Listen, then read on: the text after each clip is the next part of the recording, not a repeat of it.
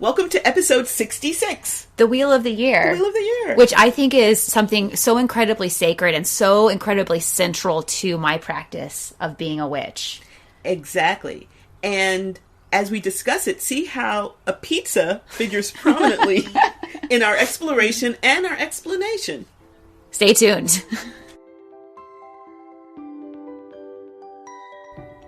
Welcome to the Witchy Wit podcast, where we look at life through a witchy lens. I'm KImberlyn. I'm Leilani. At Witchy Wit, we explore current events, Ideas, music and books, and experiences in ways that recognize energy and life in everybody and everything. We are both real witches. And we bring two real perspectives through the lens of our different ages, Races, and backgrounds. with a healthy skepticism for what we have been told is true. Our conversations are raw, candid, and vulnerable. Join us as we cast a spell to uncover what we each know is true in our intuitive, witchy selves. Welcome to episode 66. Wheel of the Year. I'm watching you make a wheel in the air. Wheel in my hands. Thank you, which is, we'll talk about the cyclical nature of the wheel in a bit. But before we do, let's talk a little bit about what's been going on in our lives since our last recording. I would love to. Mm-hmm. Are you down for me to go first? Totally. So I wanted to check in about fear. Oof. Yeah. And when should I push through fear and when should I listen to the fear? Mm-hmm. So as I shared in one of the last episodes that we posted recently, I went to like a lake with some friends. Yes. And we were like doing rope swings and these giant air pillow thingies called blobs that launch you off into the water, and obstacle courses and paddle boards and all this stuff.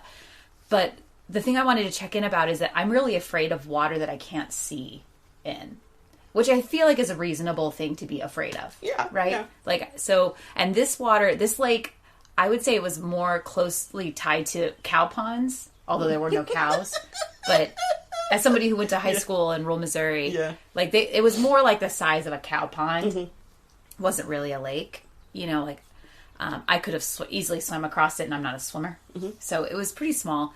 But I'm afraid of things that I can't see the bottom of, whether it be with good reason. I think. I feel like that's like a natural human thing. Mm-hmm. So I don't really have judgment on my fear, except that it keeps me from having fun. And so this summer camp that I work at up in Missouri over the summers, like a lot of times we'll get a bunch of kids in our canoes and we'll row out to the middle of the lake, and then it's hot, so we all hop into the lake, and I don't find that fun. Oh, because okay. I can't, because it's a lake and the water is brown and I can't see, I really can't even, probably if I'm in there, I probably can't see below my waist, Mm-hmm. And like, so all the kids are like splashing around. We all have life jackets on, so it's not like a scary thing like that, okay. But like the kids are splashing around and everyone's like talking and hanging out, and either I'm in the boat watching them feeling disconnected because I'm still in the boat, or I'm in the water and I'm like having to do like self-talk, like just breathe, stay calm. So you're still disconnected. Right? Everything is fine. Look how everybody's having a good time. You have a good time too. Splash, splash. Ha ha ha ha. Oh. But on the inside, I'm like, because I'm afraid. I don't know what's below me. And so then the same thing was happening, whenever I was at this lake, is everybody's having fun and stuff. And I'm trying to have fun, but it's just like, I just don't like it. So it's just a reflection on fear and how, and I'm not sure what the right answer is, but I know that I didn't want to just stand off to the side. Right. Because I want to be involved. And it was worth it. But I guess it's like an extra layer of experience that maybe I'm having that other people are not having. Mm-hmm. Yeah. So one of the things I hear when you say, I think at the beginning you said, when should you like push through your fear and when mm-hmm. should you listen to it?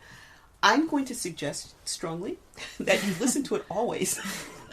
Because even if you say, thank you for that information, and this is the decision that I'm going to make, mm-hmm. fear tells you something. Mm-hmm. It always tells you something, in my opinion. Mm-hmm. And so it could be something that you no longer have to worry about. It could be a fear of something that was valid when you were a child, but not now. So if you're feeling fear, yay, because that's really valuable information. Yeah, and the rest of it, I wonder, yeah. I mean, on a certain level, you had some fun? Oh, absolutely. Yeah, I had a lot of fun. And I like, for example, when I came down the water slide and I splashed into the water, when I popped up, people were like laughing and like, yay, like this is so fun, and meanwhile I'm like, oh my God, I need to get out of this. Like, start swimming to get to the shore. So it just added a different, an additional dimension to my experience that I don't think others were experiencing. But not in a good. So it's not like how like people go to thrillers because they want to be scared, right? It wasn't that kind of like good scared. No. Okay. No, who wasn't? No. It was like. At one point in time, I was on the obstacle course, and I looked over, and I spotted a turtle head sticking up, and I was like, okay, so that's either a snake or a turtle, and I'm watching it, and I was like, that's a turtle. Good. And then the turtle went down, and so I'm like, yep, things are living in here, and I'm not necessarily afraid of the turtles. But it's telling you something about the life. Yeah, but I'm like, there are things in this water. With mouths that bite. Yes, like turtles are here, which means there are things that turtles eat that are in here. Otherwise, the turtles would not be in. This is like what my brain is doing. There's a lot of you're doing a lot of processing. I know. So. Yeah, you're right. Yeah, it sounds like you did have a layer that other people didn't have. Yeah. What are you gonna do? Right? What am I gonna do? Yeah. Keep doing it? Yeah, keep living. I mean, doing stuff with your friends, right? I mean, and doing stuff with your friends that has some enjoyment for you, or you wouldn't be doing it. Yes. Right? Yeah. So yeah. But maybe not as Maybe it just Thank you for sharing that, because that's I think a lot of people would probably say, oh yeah, I felt this fear, but I worked through it, and yay. And it sounds like you're processing, and that's really valuable. I did not work through it. I hung out with it all day. It's like what it felt like. It was your constant companion. Right? Yeah, so okay. There's an additional person on this outing with me that only hung out with me. Your imaginary friend. Yeah. Well, thank you for sharing that with us, and thank you for actually going through with it. Because that could be an easy thing to just sit on the side and then moan. Right. About how sad it was that you had the fear. I don't want to do that. But thank you for listening. Sure. So can we hear about you? What's going on for you? Well, I think I may have mentioned in the last episode that I have a full summer, and part of that is I'm going up to Cape Cod with my college bestie and some friends. A cousin of mine has a house out there, and so. So part of this, as I said, some relatives will be there. And I was talking to one of them yesterday. I was driving back, and we had been playing phone tag, and we were talking about the fact that we're going to be there next week.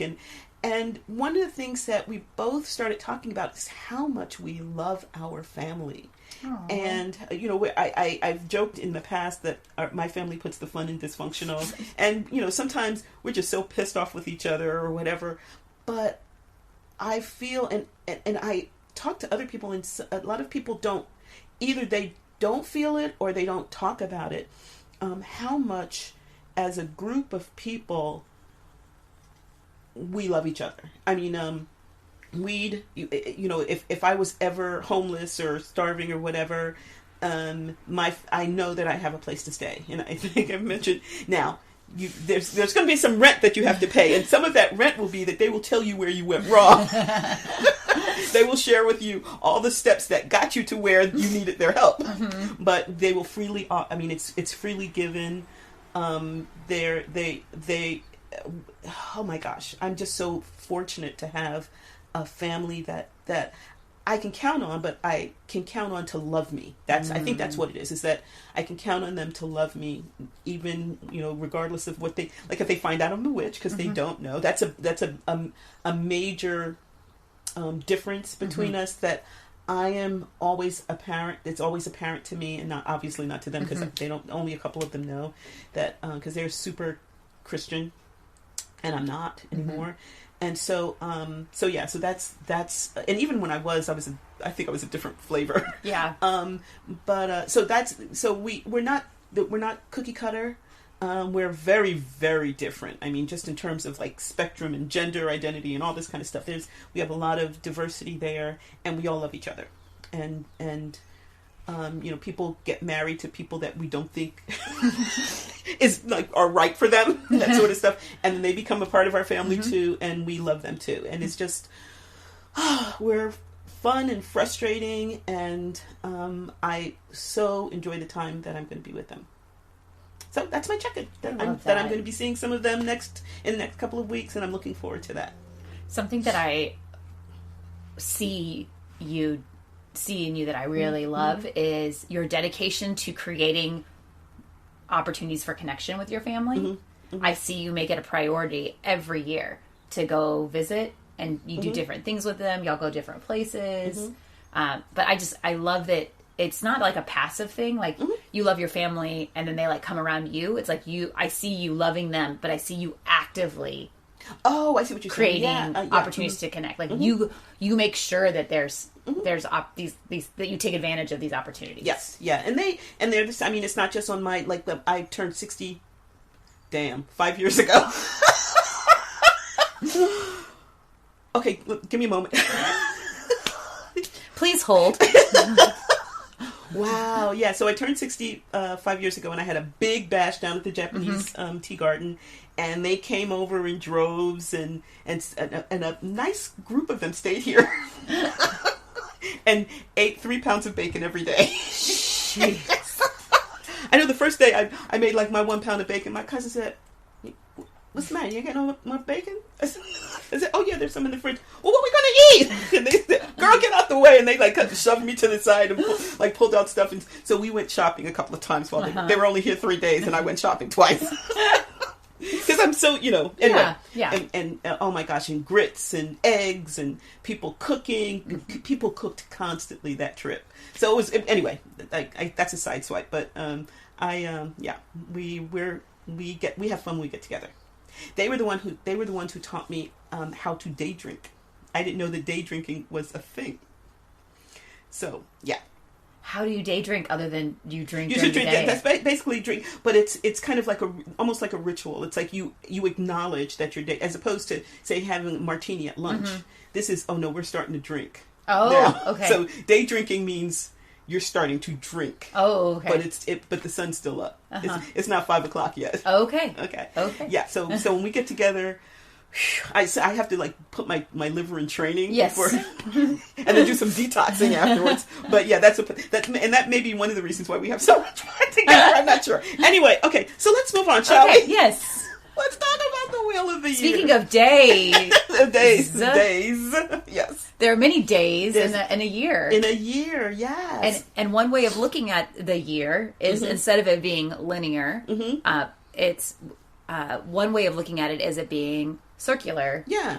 Cyclical. Cyclical. Yeah, cyclical. Yeah, it's a circle. And so let's talk a little bit about this. So as we're talking about the Wheel of the Year, in a number of different traditions, they go by the Wheel of the Year. The one that you see the most commonly is the Celtic explanation of that. If I make this move, and then and actually we have a beautiful graphic that hopefully I'll be able to cite, get the source for that, and maybe put up on if it's possible, or put a link to it. How about that in our show notes? Anyway, so it's basically we're talking about the year divided up into 8 festival seasons. So if you think about like the year being a pizza, and you slice the year into 8 slices, so like up and down, left and right, and then across those again. Like that's how I envision it. Those 8 slices are the year. So instead of the year starting in January and ending in December, and it's a line, it's circular. Yeah, and let's talk about that, and then we'll come back to the festivals, because I think that's one of the things that we see with the Wheel of the Year, that we've talked about this with the moon and women's bodies and or just bodies in general, how everything is a cycle, and you're when you think of the wheel of the year, many pagan or maybe pre-Christian thought was about, they would say this person is 4 seasons old or 4 summers old or something like that. And so this idea of a season returning again and again and again is reflected in the linear calendar that we have today, but we really think of it as one year, one arbitrary decision that this is a year, and then at a certain time that year ends, and then we start a new year. Whereas the wheel of the year thinks of everything as just being this one continuous, nothing ends. We don't have a 2023 and then we have a 2024. It's just, we have a spring, we have a summer, we have a fall, we have a winter, we have a spring, we have a summer, we have a fall. And so that, I think, is a much more natural, a reflection of the natural of nature than these kind of numerical measurements that we have. Does that make sense? It does. It does. I like to picture it like a spring or a coil. A spiral. And so it's constantly rotating around this wheel. And but that also, I'm not staying in, because I am, like, my personal journey, like I am doing my own cycle. And so there is this movement forward, but I'm coiling. Yeah. Or spiraling. Or maybe you're going through the middle of the... like, there's so different ways of thinking about that. Yeah. So as we think about this, the beauty of this is that, when you go from one pizza slice to the other, hopefully not eating them, because that kind of... that actually defeats the purpose of thinking about this as the wheel of the year. But as you go to the... there's no first slice and last slice, right? If you're eating it, there is. But we're not. Okay, so let's stick with that. So, and if we think of it that way, it's much more a reflection of what nature is. And so that's the beauty of this. So let's talk about these 8 festivals. 8 pizza slices. These 8 pizza slices. The holy sacred pizza slice. So, and one other thing I want to say about this as we think about those pizza slices is that we often say, like, Beltane is a certain day or whatever, and we kind of celebrate it around there or whatever. But really, the beauty of the Wheel of the Year is that these are seasons. So there's the Samhain season, there's the Yule season. There's not, 25 days to Christmas and then Christmas is over. Let's have a sale, sell all of our Christmas lights, et cetera, and then don't think about it again for another 9 months, right? But I know. Yeah. But anyway, Yule is a season that you celebrate constantly in various ways. And so that's another, I think, difference from how modern culture, not necessarily, I'm not chalking this up to the linear calendar. I'm just chalking it up to modern culture. So anyway, the 4 of the festivals have Celtic origins, and today are known by these Celtic names, and we can talk about that. And we've talked about one, that's a lot, that's Samhain. We talked about Beltane a couple of month ago in preparation for that. And then the others are Imbolc, and that's around February. The day is like February 2nd or something like that, but it's celebrated for 4 weeks, right? And then the other is Lughnasadh, which I've never actually used. I've never used that term. In fact, before we start, we had to say which one is it. Yeah. So I tend to call it First Harvest, and that's in August.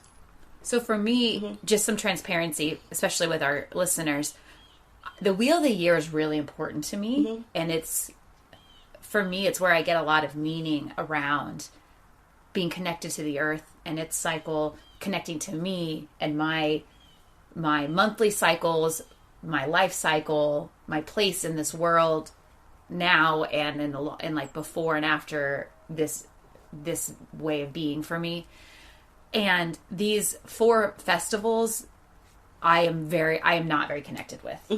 Oh, the Celtic ones. The Celtic ones, I don't, like, that's not something that I identify with. And it feels somewhat artificial to me. Although I can get behind, Samhain is like a time of death and turning inward and connecting with, and Beltane is also a time of turning outward. And so there are these cross sections of the veil being thin. Like, I can get behind that. Yeah. And then I could also get behind like the harvest, like that connects to me. But these like specific words that you just mentioned, the terms I don't have connection with, and then some of the practices I don't have connection with because they feel disconnected from my experience of the wheel. But I can get behind like the veil thinning on either side and like the first harvest stuff. So just some transparency. So, and part of me thought that meant that I thought maybe I'm not a witch. But what I realized was that's just not my practice. And maybe even there is some energy around maybe some of it not even being that connected to paganism from a long time. Totally. Yes.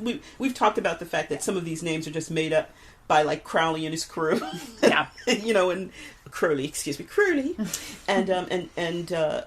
and may have never actually been used before 1923.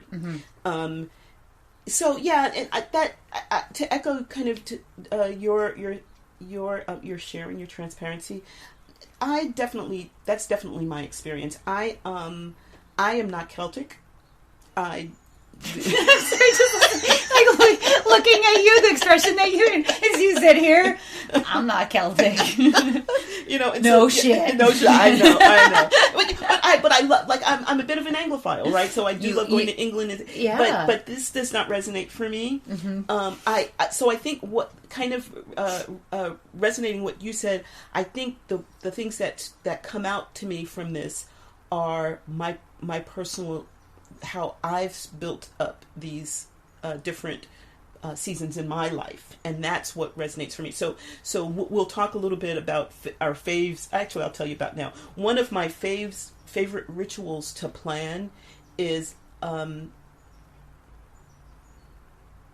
don't know what it's called, but we call it the first harvest in August. It's the one in August. So the first harvest is Is that one? Lunasad. Yeah. Some people call it that, but Lunasad. Yeah, we don't, because we don't celebrate Lu in our group. Yeah. Who is a god, and we're a Dianic group.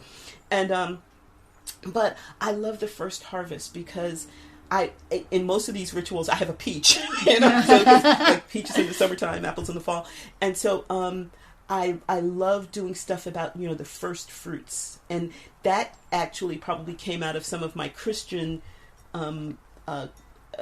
education and stuff like that. But I love that idea of it being a hot summer and celebrating the harvests that I've made in my life up until that point. So what are the things I've been working on? What's come out of that? And so while I'm celebrating, quote unquote, the first harvest, like maybe the pagans did, I'm not celebrating the way Celts do. I'm celebrating like a black woman who grew up eating peaches in a hot summer celebrates it. Does that make sense? And so similarly with Samhain, it's what comes out of Samhain for me, and that's what it is, regardless of the other associations with it. Yeah, and I think a lot of people. I would imagine for people who dive deeply into this or who really resonate with the Wheel of the Year, it's going to be that way, right? You can take like the normal associations, but what makes it connect to your heart will be your particular connection. Yeah, I agree with that. So anyway, so those are the Celtic ones, and then those. So if we're thinking looking at cutting our pizza. Going up and down, north and south, and then east and west. We'll call those the Celtic. And then actually I make those the other ones. But then Same. Yeah, but I take my wheel and go. Yeah. Okay, so let's do this. Forget we said that. Let's choose as our up and down and east and west. Those are the solar festivals. Okay, so they're associated with the sun, and that would be the solstices, so the summer solstice and the winter solstice, when the sun is at its highest and lowest, and then the equinoxes, when the sun is supposedly the amount of day and night in per day is equal. Now these are my jam. You can get this around. I get behind. Yeah. So why do you think that is? For me, it's just really an intense connection to the earth. Okay. And like I can see it. I can see that it's getting dark earlier, or I can see that it's getting light earlier. Gotcha. Or the balance. Like for me, these are just deep connections to the earth that I feel super duper attracted to. Yeah, yeah, and I love them too. I love the solstices because, again, the beauty of this is that there's a positive and a negative, or a plus and a minus. Not, and I don't mean that as in one is better than the other, but it's just like two opposite poles. And then with the solstices and the equinoxes are just the opposite. There are no opposite poles, if that makes sense. It maybe the dark and light are in different places, but it's the fact that they're equal. Yeah. And so and it's a way in which our day, our earth, our year is split up in. That's so easy. We no longer look at a sundial. Thank you. I made the motion and she figured it out. We no longer look at the sundial or look up at the sky and say, "Oh, it's noon" or "It's 1 o'clock." We don't look at the horizon and say, "Oh, that's about 40 miles away." We don't do that anymore. We pull out a compass or pull out our phone or pull out a watch. But we can see the difference. We can see those changes, and celebrating that for me is a really powerful way of honoring the world, or honoring the earth, the planet. I love that you said that. For me, the wheel of the year holds this timeless and timed sense, and that it doesn't matter how high our skyscrapers are. It doesn't matter the complexity of the vehicles that I drive. It doesn't matter how my food was grown or how it got to me. The sun is shining the longest on this day, and the sun has always shined the longest on this day. And the sun, when people were living in caves, shined the longest. Ooh, and when people, I don't know, live in like space domes. Yeah. I don't know.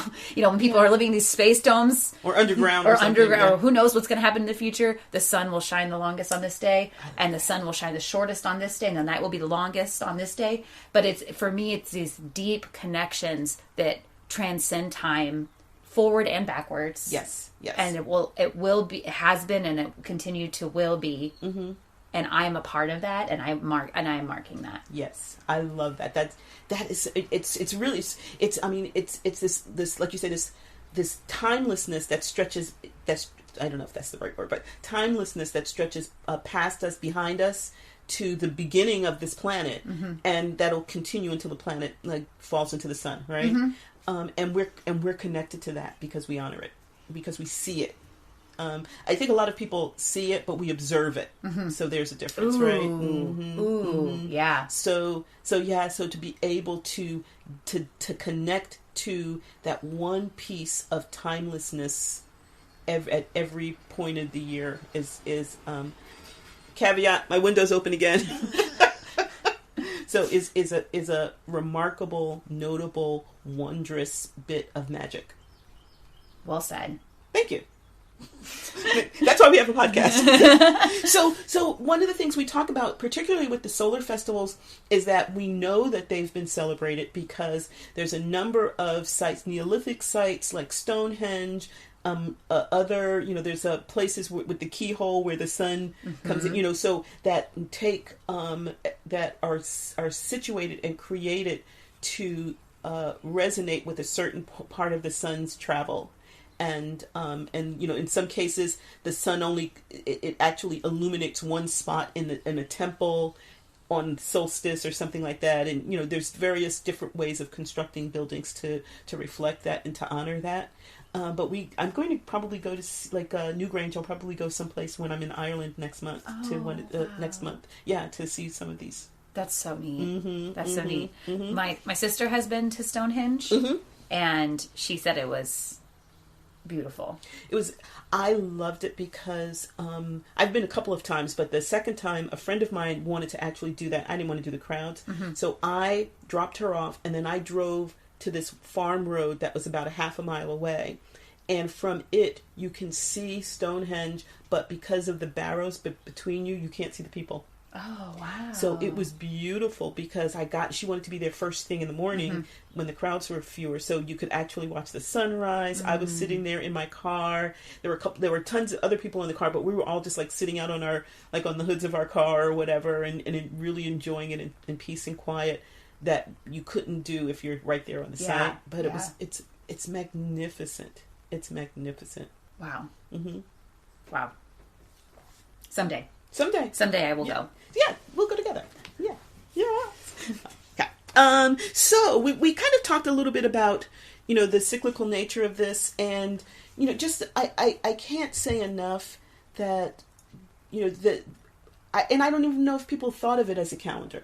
I mean, I'm pretty sure they didn't, because that requires a sense of organization of time that it would be kind of pointless to them, right? I imagine so. Yeah, and especially since you and I have talked about calends, the root of the word calendar being calend, and this thing that you notch. And to me, calendars seem linear, and I'm imagining that and measuring. Yes, and I'm imagining that's a concept that really was not around like so long ago. Yeah, that things were more cyclical.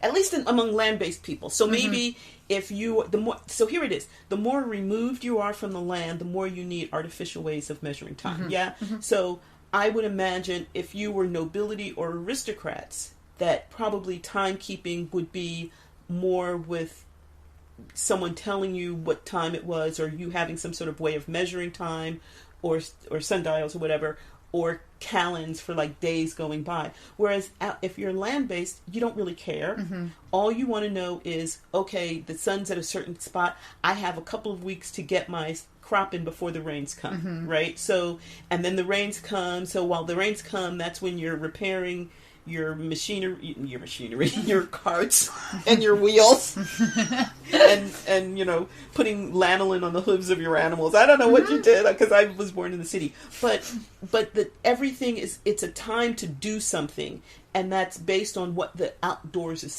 telling you, and regardless of what your plans are, if the sun is beating down, or if it's raining a lot and you've got to get your hay in before it molds, that tells you what needs to be done. Whereas if you're an aristocrat, you know that you're going to marry. I'm making this shit up. You're marrying off your daughter to some duke, so you've got to plan on getting her there, and when will she be old enough for that kind of stuff. Does that make sense? Yeah. And it does sound patronizing. No. Okay. Would you tell me though? I would. Okay. Maybe.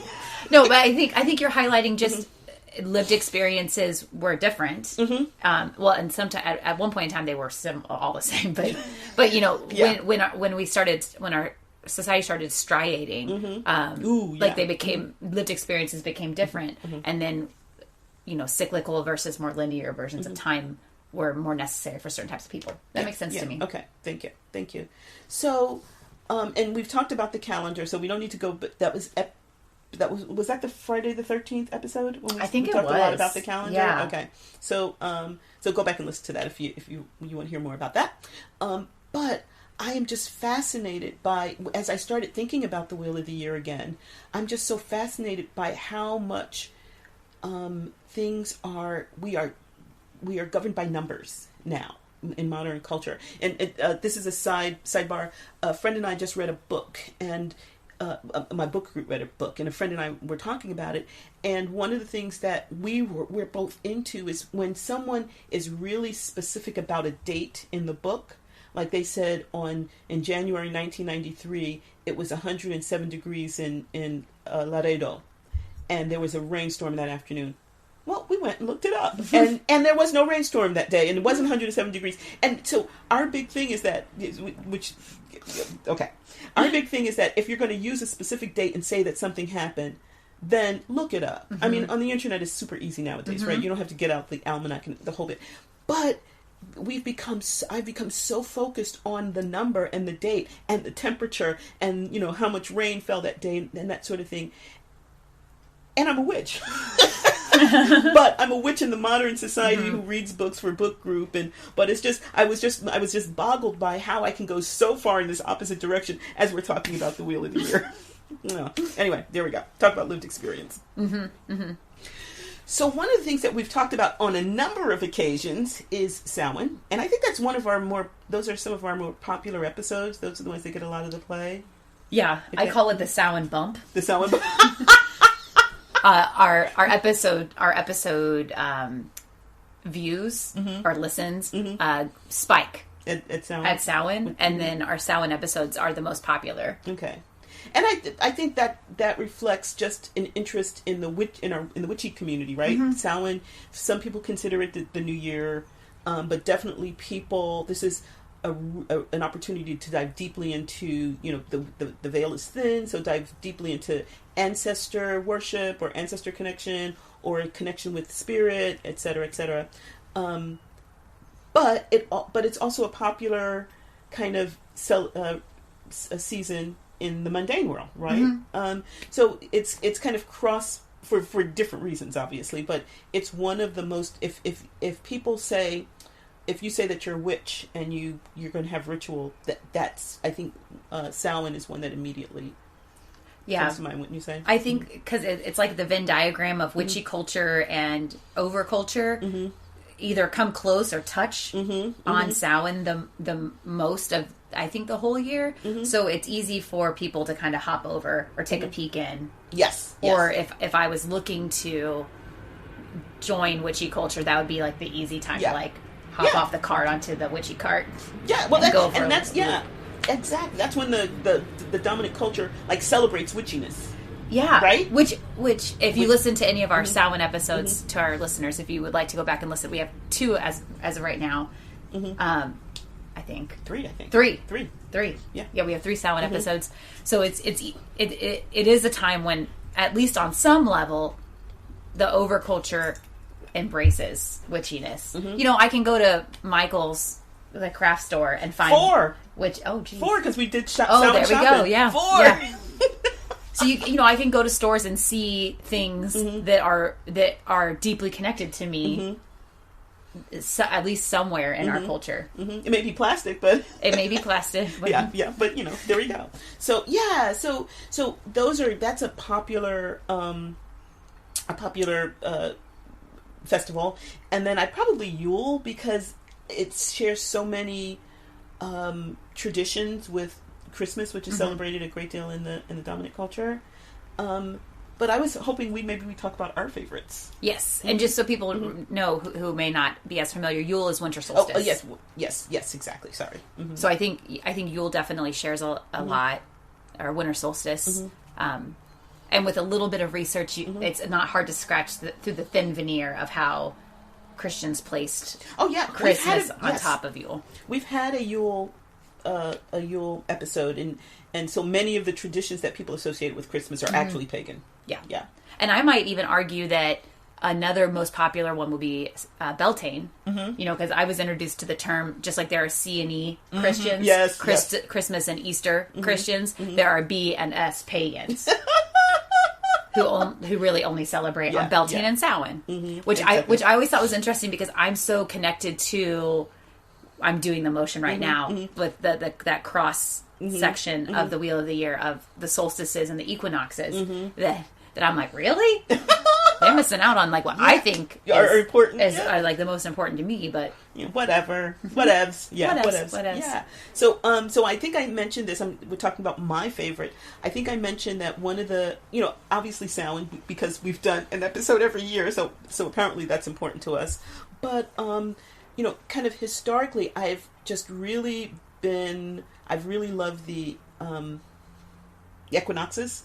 Just because of what they sell as a Libra, of course, balance, but also, playing with that divide of light and dark. So that's always resonated for me. That's so Libra. Mm-hmm. Yeah. Yes. That literally is balancing, mm-hmm, like mm-hmm. literal balance. Yes. I know. Isn't that amazing? And then as I said earlier, one ritual that I love to plan, and another part of our discussion of the Wheel of the Years, we'll discuss how, in another episode, how we celebrate individually and in our group somewhat.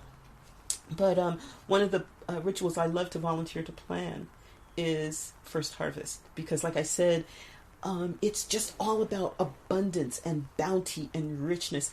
I will often do a trance where we're biting into a peach and the juice is pouring down out of our lips and our hands are sticky, and that's not me. I like to wash my hands, and I wash my hands a lot. And I'm the person who goes through 3 or 4 napkins at dinner because I don't want even a crumb hanging on my mouth. But that's the one time I celebrate like the messiness of and joy of eating, because that's what first harvest is to me. The first opportunity to eat it's literally our first fruits. It's the first things that are coming up at that point that we can eat, and celebrating that bounty. So first harvest, the equinoxes, and one that I'm just starting to explore more now is Beltane, because I just come off of a whole group of planning for a celebration of Beltane, and because of that, I think I'm beginning to really delve into and explore and kind of take joy from the ways in which it mirrors Samhain. And we actually had an episode on Beltane a couple of months ago, and I started talking about it a little bit about that, but I've only scratched the surface. There's more and more work for me to do with that, more play for me to do with that. What about you? I love the equinoxes, and I loved how you talked about there are these moments of balance. For me, the equinoxes are like that point on a roller coaster whenever you're going up and you go over, and there's that moment where you haven't quite crested, and I lift up out of my seat, and I just went up, and I'm about ready to go down, but I haven't yet, and I'm like that suspension. The suspension moment, and then boom. So for me, I think this speaks a lot about the way I live life very kinetically. For me, the equinoxes are a pause, but it's a moving pause. Yes. It's not so super still. It is not a super still for me. It's this moment of weightlessness between as I transition. So I love autumn equinox is my favorite. I love that moment of watching as the sunlight is becoming less and the darkness is becoming more, and then we've reached this point of balance where I'm like suspended, and I'm about ready to go into the dark time of the year, and I'm about ready to take that plunge, and then I feel similarly about spring equinox, where we're coming out of that dark time, and we're about ready to take the plunge into the light time. Whoa! So. I never thought of it as a plunge. I was just thinking of it as kind of like, ooh, but now I'm going to explore that. Yeah. So when you talk about the equinoxes or the equinocti, would you have you ever done any balance games with them? Oh, like the broomstick? The broomstick or the egg? No, I've never done it. I've never done any of those. Have you? I've done the. I think I might have done the broomstick years ago. I don't remember the result, which leads me to believe it wasn't super positive. But I've done the egg. I've done the egg, and that's worked. And that's been fun. That's just basically for those of you who may not know. You're just balanced. So it's about the lore is that this is a moment of balance, and theoretically it only works at the solar equinox. So you have to talk to an astrologer to find the exact, or look online to find the exact time of the equinox in your area. And at that point, you could put an egg on its pointed end, the small end of the egg, and it balances. Or you can put a broomstick, on the stick part of the broom with the bristles up, and it'll balance because everything's in balance for that moment in time. I have seen people post in our spiritual communities group about doing that, and I've seen pictures of brooms and stuff, but I've never done that. Yeah, I've never done I think I've done the broom, but I don't think it worked. I can't remember, but I know I've done the egg, and that's worked. That's cool. Yeah, that's cool. It's because you're waiting for it to fall, right? It's that plunge, like you said, that plunge, and so you're sitting there, and I try to start about 30 seconds before the time to kind of maneuver, and you could see it fall, or lean, you could see it lean, you nudge, you see it lean, you nudge, you see it lean, you nudge, and then it's there. That's and so then it's cool. there, and then it's there, and then it's there, and then it's there, and then it falls in the opposite direction. It doesn't fall back where it was falling a moment ago because the plunge is on the other side now, right? Oh, and then it falls over on the other side. Well, that sounds... See, now you're selling me on it. This is the same way I felt about tarot whenever my mentor sold it to me. Yeah, because you didn't know the magical aspect of it. I'm like, nah, I mean, like, bounce and broom or whatever. That's like, I'm too busy running around.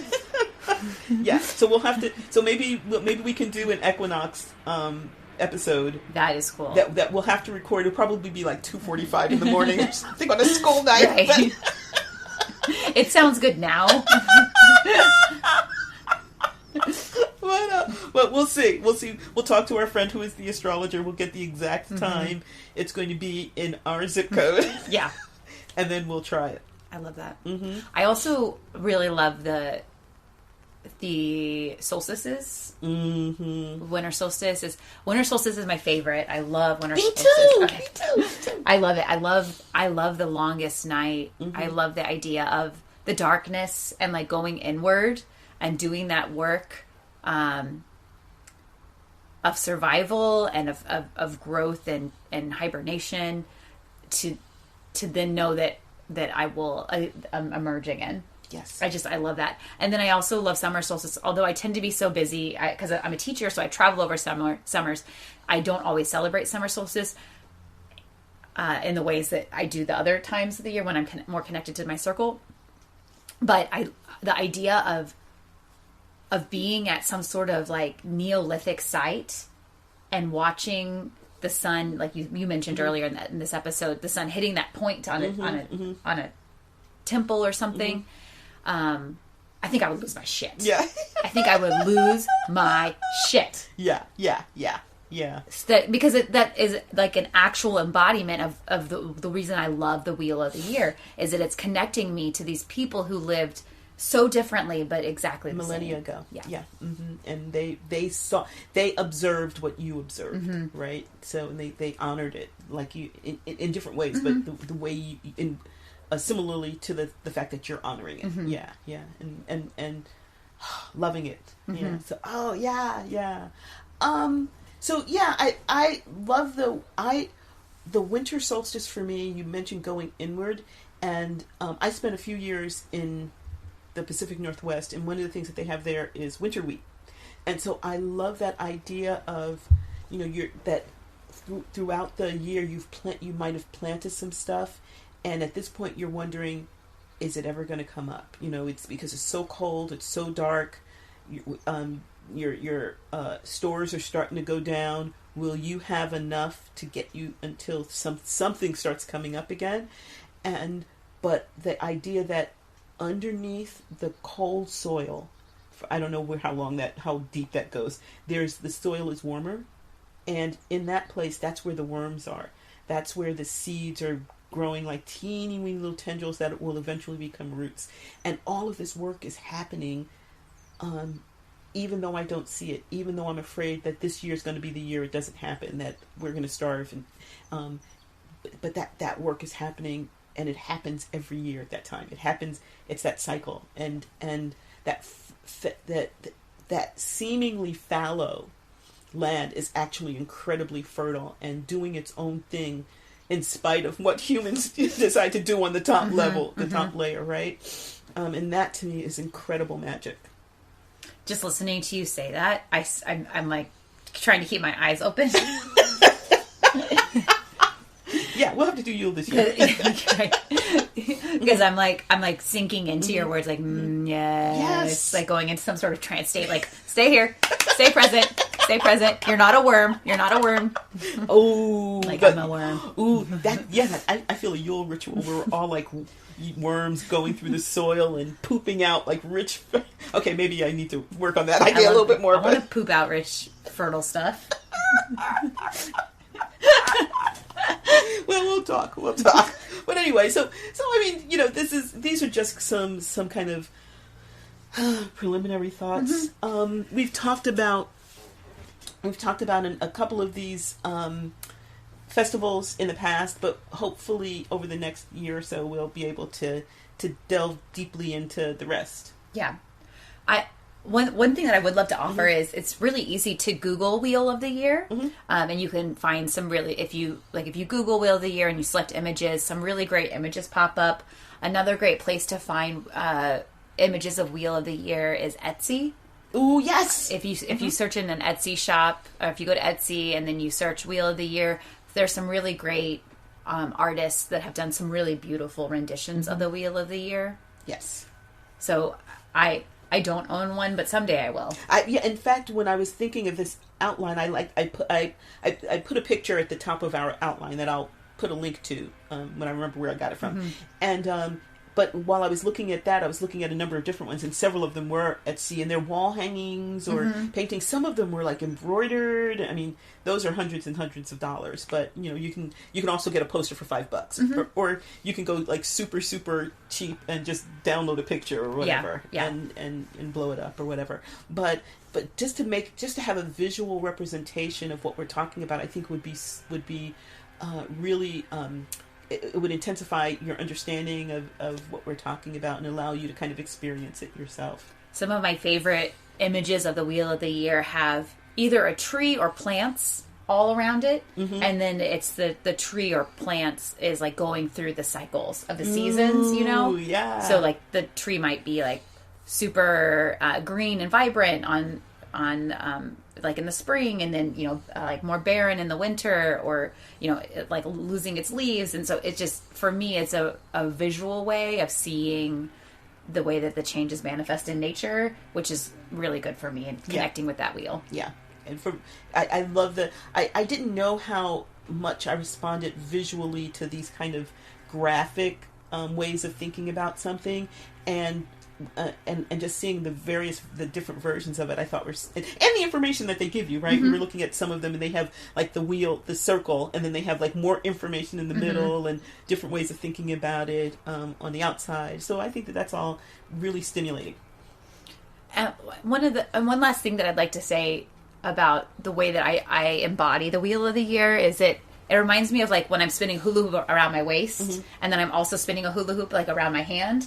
Because my waist is going at one speed and my hand is going at another speed. So like I kind of think about, that's the way it feels for me in my body, of like the Wheel of the Year is the hula hoop around my waist. Like it's these larger emotions. And then I have the moon is like the hula hoop around my hand. And so like the Wheel of the Year is spinning, but also at the same time on a different but connected cycle is the moon. The lunar calendar. The lunar calendar is going and cycling through, and so I'm connected to both of these cycles at the same time, and they're connected but they're separate. And I love that idea. And then we have our own personal cycles that we kind of create too. So wonderful. Like your year card, like your tarot. Yes. Yes, thank you for tying that back into our tarot episode. Yes, if you'd like to hear more about that, you can go back to our tarot episode. Yes indeed. So the poem that we're going to read is by John Soos, Soos, who is who's relatively young. I forget when he was born, but in the 60s. In the 60s, and so maybe not so young. He's younger than I am, but that means absolutely nothing. But he's a social studies teacher who writes poetry on the side, and I think this is one of his favorite poems. To be of the earth is to know the restlessness of being a seed, the darkness of being planted, the struggle toward the light, the pain of growth into the light, the joy of bursting and bearing fruit, the love of being food for someone, the scattering of your seeds, the decay of the season, the mystery of death, and the miracle of birth. Beautiful. Thank you for joining us as we started to ride the Wheel of the Year. This is something that is very dear to my heart. And mine too. Yay. And my magical practice. Thank you for being a part of this. Thank you. We hope you have enjoyed the magic that has unfolded here at Witchy Wit. It would be great if you would help make Witchy Wit possible and get access to exclusive content by donating on Patreon. We'd love it if you join our Witchy community and enjoy shareable content on Instagram, Facebook, and YouTube. Would you do us a big favor and support us by rating and reviewing us wherever you get your podcasts? It's free and helps witchy folks find us. Feel free to email us at witchywitpodcast@gmail.com. We love to hear from our community. Reach out and let us know what's brewing in your cauldron. New episodes are released every second and fourth Friday. Follow us on your favorite podcasting platform so our episodes go right to your playlist. You can listen as you ride your broom. Stay witchy, y'all!